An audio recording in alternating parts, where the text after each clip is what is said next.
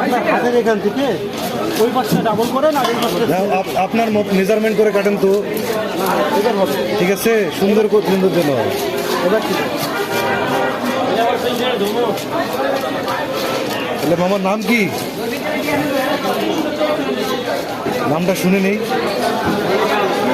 হ্যাঁ হ্যাঁ, এই মাশাআল্লাহ, বাদশা। মাথা কি একটা থাকবো? তাহলে আপনারা দেখতেছেন বাদশা ভাইয়ের মাছ কাটা। চলে আসুন, এটা হচ্ছে আমার ইব্রাহিমপুর নাকি সেনপাড়া পর্বত। তারপরে হচ্ছে আপনার, এটা হচ্ছে আপনার আমাদের গার্মেন্টস বাজারের পিছনে নাকি?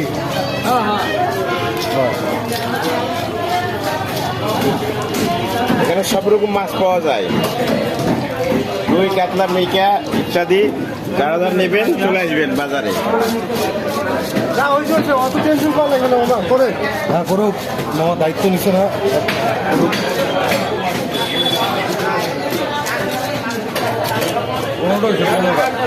আচ্ছা, হ্যাঁ।